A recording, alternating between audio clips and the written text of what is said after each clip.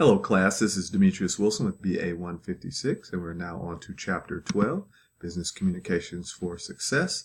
We're going to speak about organization and outline, sort of how to outline a speech, how to format everything prior to actually reciting it, relearning it, and then actually going through your presentation. You always have to do these things first. Everybody can't just get up and just speak off the top of their head. And most people don't want to do that. Learning objectives for the chapter, label and discuss three main components of the rhetorical situation. And it doesn't, when we say rhetorical, if you've already watched the video that I have posted from the supplemental videos, it's not like, the way people think of when they say rhetorical, like rhetorical question. Identify and provide examples of at least 5 of the 9 basic cognate strategies in communication. Demonstrate how to build a sample speech by expanding on the main points you wish to convey. So if you don't know what you wish to convey, it's no way that you can build an accurate speech. But once you do, it's easy to set forth and kind of get your game plan.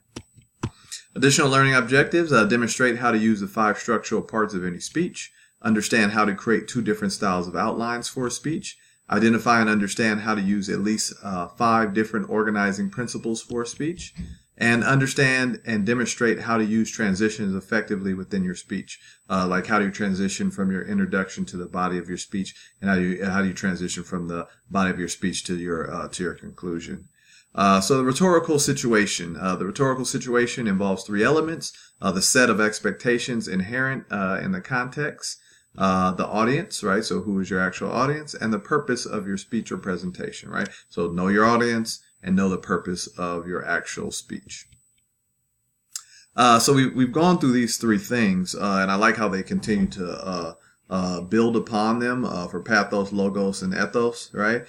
So ethos, building on the ethical component, logos building on the logical component, and pathos building on the emotional component. So when you pause on this slide, which I want you to do, remember pathos, emotional, and you look at tone, emphasis, and engagement that plays on emotion or touches on emotion. And the focus is expression, relevance, relationship. Logos, the logical part, clarity, conscientiousness, and arrangement, right? So it wants to be very, very clear understanding, key points in order, hierarchy, and placement. And then ethos, this is the ethical part, credibility, expectation, reference, character, does it build trust, the norms, and a source and frame. So I want you to make sure that you know and understand everything from this slide right here. So pause it, look at it, know it, understand it. But remember, pathos is ethical, logos is logical, and then ethos is ethical. Okay. Here's a 5-finger model of public speaking. So I want you to pause on this slide too. And actually, just to let you know, most of these slides that I'm going to go through on this presentation, so which will make it probably a lot quicker, are going to be ones that I'm just going to tell you to pause, and I want you to read through them. I'm not just going to, read them verbatim to you because just reading it, you're going to do the same thing and read it, but I want you to read it and retain it. So pause on this one as well. Your attention statement is a way that you focus the audience attention on you and your speech. So how do you draw them to you, right? So as always, I want you to look at what's on the left side, then what's on the right side. So you have your attention statement, draw them to you. You have your introduction, like who are you, what's speech about, everything. Let them know what you're there to talk about. The body, that's the main chunk or the meat of it. The conclusion, when you wrap things up and tie them all together. And your residual message, idea or thought that stays with the audience after the speech. So I want you to pause this, look at these 5 components, look at these 5 definitions of the component, and then I want you to move forward. Speech outline A, and you can outline it a couple different or, many different ways. It doesn't have to be like how we have it in here, A or B, but there are plenty of other ways. But, typically you're going to have your introduction with your main idea and some common ground. And then the body, you're going to, that's, like I said, that's the big chunk. That's the meat of your speech or your presentation. The conclusion, so you're going to summarize the main points. And a residual message, that's when you're trying to, make sure that this is a takeaway. This is, I want you to walk away knowing this. Outline number 2, introduction, right? You have your general purpose or your thesis.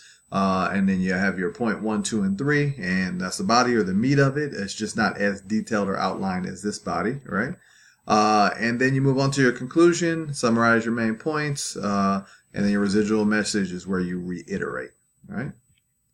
So also same thing on here. Just pause the presentation, or you can simply go through the PowerPoint on your own because it is posted. Sample organizing principles for a speech, right? So I want you to read the organizing principle. I want you to read the explanation and then the applied example. These are not very long, so I don't think it should be a struggle for you to definitely read through these. The time or chronological. Structure your speech by time shows a series of events. Before the first transcontinental railroad, the events that led to its construction and impact on early America, right? So you're leading them down a timeline. This happened, and this happened, and this happened. You have comparison, right? Where you compare, contrast things. Contrast, you want to structure your speech and use on contrasting points, highlights the difference between items and concepts. So this is the difference between the NBA and the NFL. This is the difference between Major League Baseball and the NHL, right? So you want to contrast there. So again, pause. I want you to look at the organizing principle, the explanation, and the applied example. And then I want you to continue on to this next slide and continue to be paused, where you look at the cause and effect, the problem, the solution, a problem and solution, and then classification. So just to give you an example on this page, cause and effect, structuring your speech by cause and effect, establish a relationship between two events. Event A happened, then event B happened, right? That's what happened. A happened and B happened because of A. Applied example, the movement of people and goods out west grew considerably from 1750 to 1850. Well, why did it grow?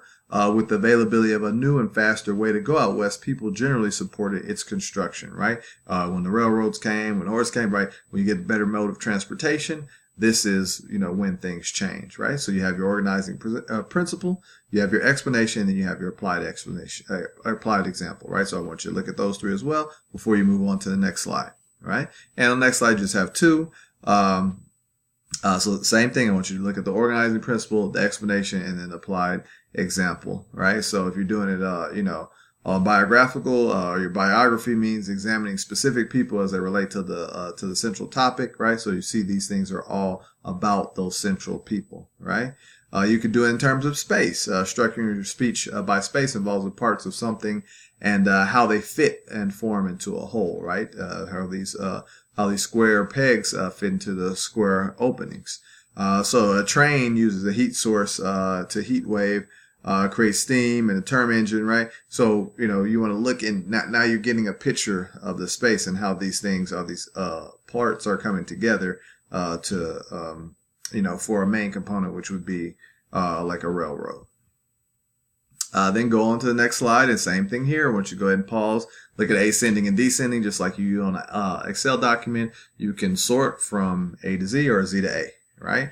And if we're looking at things ascending, all right, it's gone from A to Z, descending from Z to A.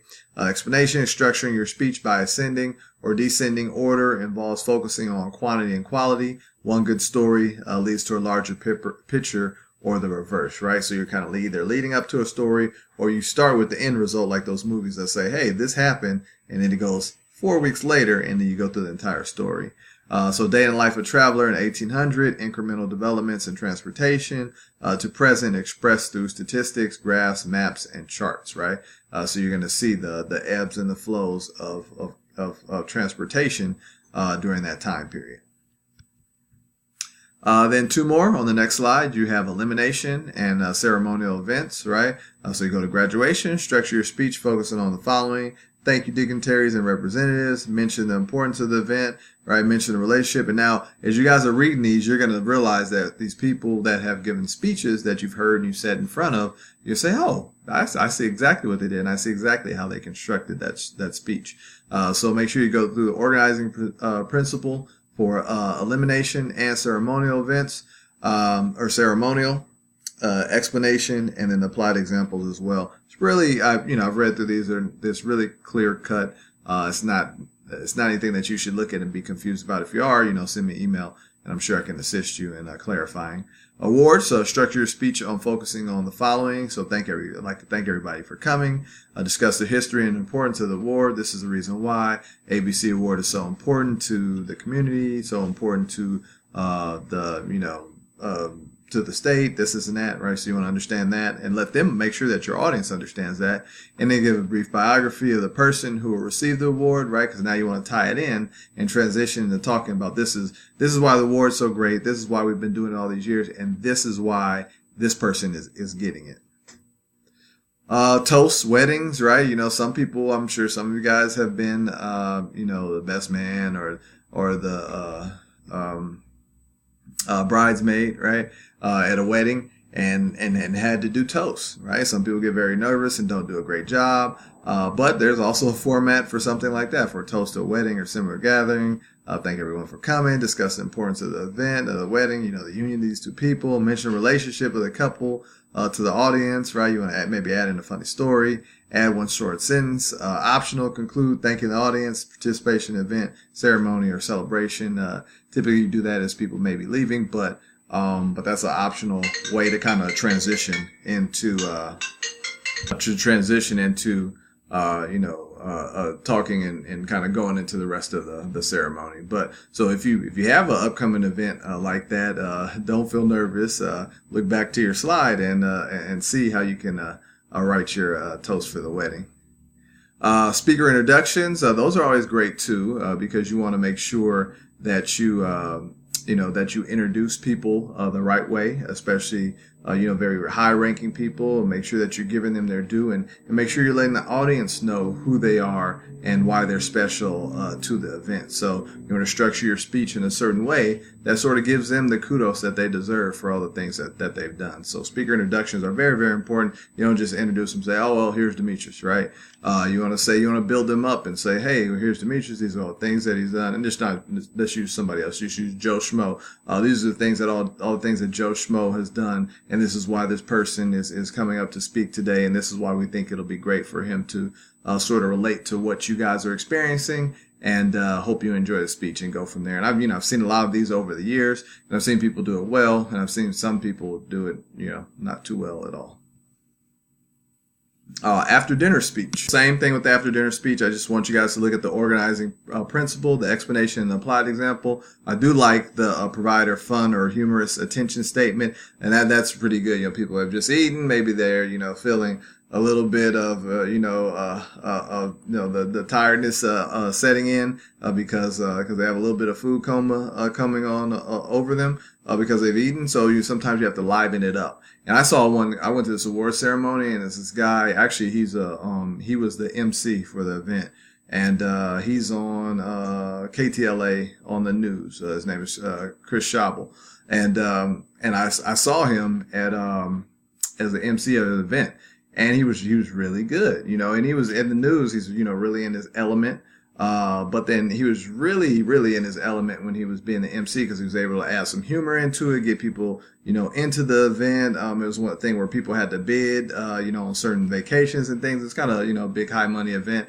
And, he pulled people in, he got them involved into it. And, I really like the way that he did that. And I think that's probably why, he's probably one of the first people that people call for some of those events to MC certain things, because you have to have a, certain personality. And even if you're not super funny or can't pull people in like that, you can still figure out some good jokes to get people smiling and laughing. Oral interpretation.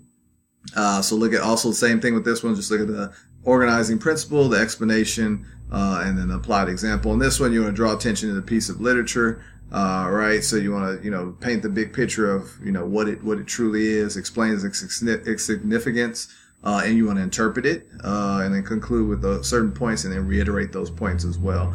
So this is a really good one. If you were, interpreting, something that's written by a very famous author, and then if you want to change it, like what if you were interpreting a piece of art and you would kind of do the same thing, draw attention to the piece of art and and instruct about it from there. So, same thing on this one, pause it, organizing principle, explanation, applied example. Once you understand it, move on to the next slide. Now, these are the types of transition in speeches, which are great because you do need to transition from one thing to another. So you have your type, definition, and example. So like I said, this is mostly going to be me kind of telling you, look at the type, all three on this slide, look at the definition, look at the example. So for instance, internal previews. It's a brief statement referring to a point that you're going to make, right? So you're referring to a point that you're going to make in the near future. Can forecast or foreshadow a main point that's coming up in your speech, right? So you want to say, this is very important. I'm going to tell you, this is what I'm going to talk about. So just wait for it. It's going to come. And if we look ahead, we'll examine. So if we look ahead, right? So you see that transition. Next, we'll examine. These are transitional phrases. Now we can focus our attention on, or now we can focus our attention to. We'll look at, and then we'll examine, right? So you see how that transitions, right? So if I was speaking, I said, okay, if we look ahead to chapter 14, then I'm going to start talking about chapter 14. Now we can focus our attention on transitioning, the way to transition in speeches, right? So look at these things, and as you do presentation and speeches, you'll say, oh, okay, I know how to transition from one thing to another, not just stop here and then move to here. This was A, now I'm moving to B, right? So then make sure that you understand signposts and internal summaries, the types, right? Pause and look at the types, look at the definition, and look at the examples as well. Same thing goes on this page. This is just a continuation because there are types of transition. That was 1 through 3. Now we go through 4 through 6, sequence transition, time transition, and then addition transition. Sequence, right? First, I went to the store. Second, I bought some eggs. Third, I made the cake. Furthermore, everybody loved the cake. Next, I'm going to make another cake because people really loved it. Lastly, I want to charge people for $10 for the cake because everybody wants me to cook it, and it took me a long time. And still also then besides, right? So, you're using these different types of words and phrases to transition to different parts of your speech or your presentation. So same thing on this one. Press pause. Make sure that you know and understand 4 through 6. And then you move on to 7 through 8. So you have similarity, comparison, contrast. And I know that you have comparison and contrast in other places as well. Same thing applies. Similarity, transition by similarity draws a parallel between two ideas, right? So just like I said in idea A, the same thing applies to idea B, and these are the reasons why. And in the same way, by the same token, right? In the same way we did things in A is the same way that we're going to do things in B, right? Equally, similarly, just as we have seen in the same vein, right? So those are ways to transition into things that are similar. So same thing, I want you to look at that. Similarity, comparison, contrast, look at their definitions, look at their examples, know and understand it, and then you can move forward to this slide where it has cause and effect and examples, right? Cause and effect, A happened, and because A happened, B happened, right? Transition by cause and effect or result illustrates the relationship between two ideas, right? So when relationship means that they're they're interrelated, one happened because of the other. Focus on the outcome or result can illustrate a relationship between points for the audience. For example, as a result, right? A happened, I got a flat tire on my bike, and as a result, I had to walk the bike home, right? Because consequently, right? Consequently, I had to walk the bike home because I got a flat tire, right? So you see how these things transition and sort of help people to understand and explain, what you're doing. Types of transitions, 12 through 14. So you have place, clarification, concession. I want you to do the absolute same thing. Look at those three. Look at their definition. And look at the examples as well. And that's it for chapter 12. So, chapter 12 is most of just learning these things like types of speeches, how to transition and things of that nature, and just kind of just reading it. I mean, this is more of repetitive from the chapter in terms of, what you're basically reading and knowing, understanding. But I like this because it's boxed up in nice little pretty boxes that tells you, hey, this is the type, this is definition, this example. They basically pulled those things out of text, thrown them on a PowerPoint for you, and it makes it really, really easy for you to know and understand this. Then when you go back and read the text, you already have those clues that will assist you. So that's it for chapter 12. Make sure that you complete any available homework assignments, quizzes, discussion posts, everything that you are required to do for module 12. And so that's it. So if you have any questions, comments, or concerns, please feel free to email me on to chapter 13. And we're moving quite fast as we always do. And you don't have too many chapters left in the course.